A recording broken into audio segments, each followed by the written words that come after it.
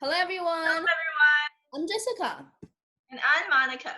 Today we invited an American guest who moved to Belgium at a young age for 3 years, and now he's back in the US with a brand new vision. In the video, we'll hear about his first impressions, some cultural comparisons, as well as some useful tips for anyone watching who might be going through a similar experience. Wow, I can't wait! Yeah, let's jump straight into the video then. Hello everyone, we are Princeton Connect. So today we have Matthew here with us, and he will be sharing his experience on moving to France. So Matthew, could you do a little introduction about yourself? So say your name, grade, and school. All right. Hi guys, my name is Matthew Livingston. I'm a rising junior at PHS. Yeah. Cool. Cool. Do you want to say that in French too? Okay. Bonjour à tous, je m'appelle Mathieu. Je vais aller en 11e année à PHS. Perfect. Okay. Could you briefly explain to us your experience on moving to France? Like, when did you move, why, and for how long? When did you move back? All right. So here's the deal. I moved to Belgium, which is a country right north of France, but so I moved to the Dutch section. So Belgium is kind of like divided in two. The north is they speak dialect of Dutch, which is known as Flemish. And then the bottom half, they speak dialect of French called Wallonian, I guess. Sorry about that. Okay. Yeah, it's fine. I mean, it's super easy to confuse, you know. Okay. So like, how did you adapt to the school environment if there was a language barrier? So did the school provide any special classes for you to keep up with your academic studies? So yes, they actually did. So what I did was, when I actually moved, my house was in the Dutch section and right outside the capital. So a lot of people there spoke English since there's a lot, I guess, diversity and lots of people from international backgrounds. That's good. I wouldn't call it like a place where expats would live, you know, because you have certain expat communities. But there were certainly a lot of people who spoke English. So in terms of like social life in the town, it was pretty easy to get around and buy stuff. Cool. But my school, which was like 10, 15 minutes away, was in the French section, right? So it's pretty local. And then it was, I mean, they called it an international school, but it wasn't really. So they had some English classes, right? But I'd say it's more simplistic English. And then you had two types of people there, the Francophones and the Anglophones.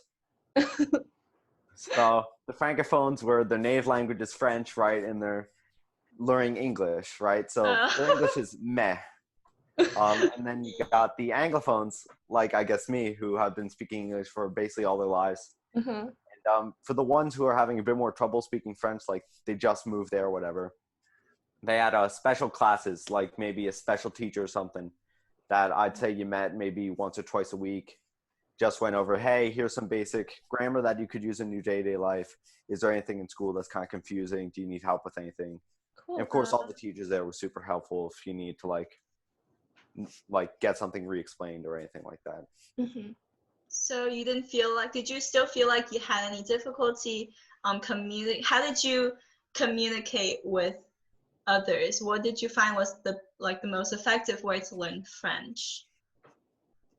All right. So when I was there, I would easily communicate with the Anglophones. So I'd get a bunch of Anglophone friends, you know, people who spoke the same language, kind of hang around with, help me out with the other people. I was really lucky because I knew in advance that I was going to be moving.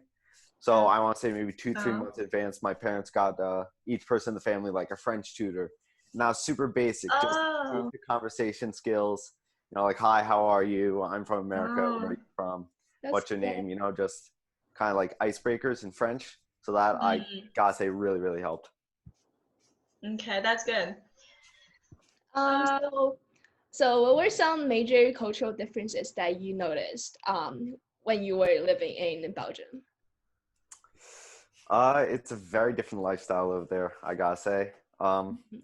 Not too many extracurricular activities, you know, because I'd say America, you know, you're very centered around, okay, you got all these clubs that you could choose from, wide variety, you know, you got sports or something, but I'd say in Belgium, people are a lot more dedicated.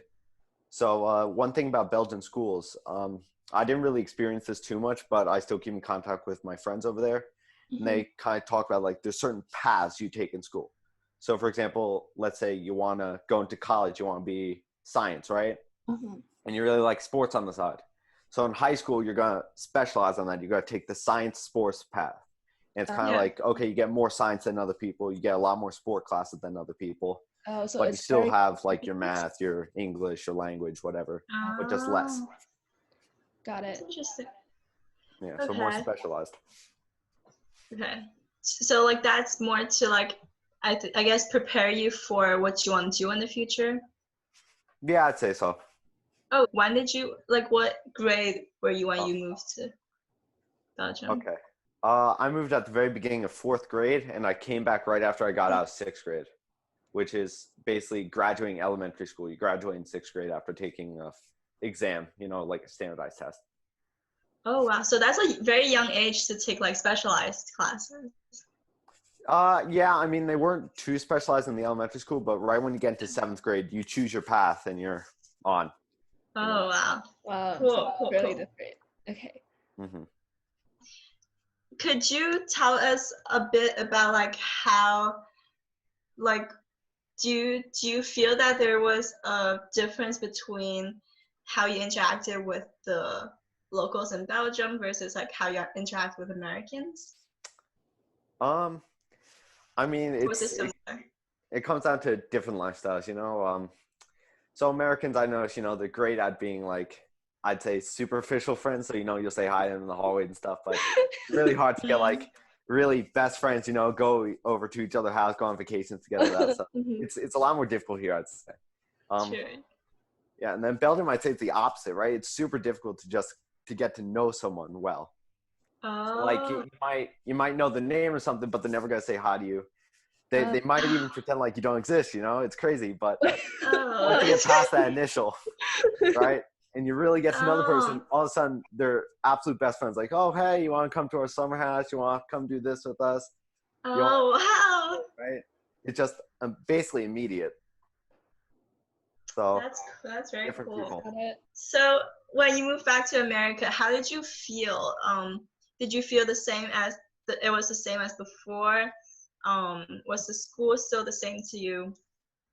Or did you feel like you had like a broader sense? I don't know. How did you feel? Yeah, I definitely do feel like, you know, I just got opened up. The main thing is that I'm actually not from Princeton. I was born and lived for like, let's say the first 8-9 years of my life in Lambertville, which is town right on the Delaware River, you know.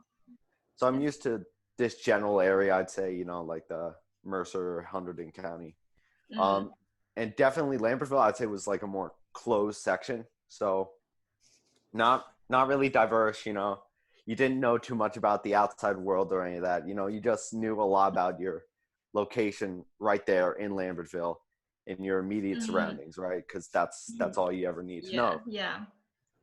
But yeah, I became a lot more invested in geography when I moved to Belgium. So I love geography now, you know, just learning about the world, different countries, different cultures, all that stuff.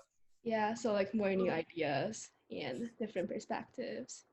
Okay, so like after you moved back, were there any instances where you felt like you didn't fit in?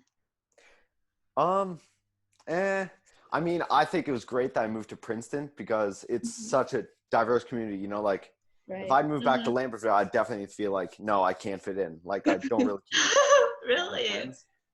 Yeah, because the thing is, you just had like moving to another country, it just gives you so much more experience, right? And then you realize that you grow and you change and you get to realize the rest of the world. But everyone else, they're just stuck inside the little, hey, I know me, my friends might be surroundings. Yeah. So it's sort of a good experience. Well, what would be some advice that you would give to immigrants who are probably struggling with fitting into or like adapting to a new culture? What are some tips? People moving somewhere or people moving to here? You can both. Any tips would be good. All right. People moving somewhere, I'd say definitely learn a lot about the country and the culture. Like, let's say, study a bit about the cuisine, you know, get to know, like, hey, the major cities here, you know, like what the people like to do, like common activities. Just get to know all that stuff before you move. And also, if they speak a different language, totally get started on learning that language as soon as possible. Because the more you know, the more you connect to people. Yeah. When you get over there, surround people with similar, surround yourself with people with similar experiences. So you're not gonna immediately go and be best friends with the like extreme locals who don't speak a word of English, right? You gotta build yourself into society, I guess, you know, integrate, assimilate. Yeah. Yeah, and then people moving here, I'd say it's the same thing, you know, find people that have similar experiences as you. So let's say you lived in South America, you know, find other people that lived in South America, even if it's not the same country, you know, it's same continent, right? You know, and it's all Latin America. So you're going to get somewhat similar, even though if it's not the exact same, you're going to have a similar experience, you know? Cool. It's great to have you here. Yeah. We learned a lot. Yeah. All right. Yep. Oh, we'll see you next time. All right. Bye. Yep. Have a nice summer, guys. Yep.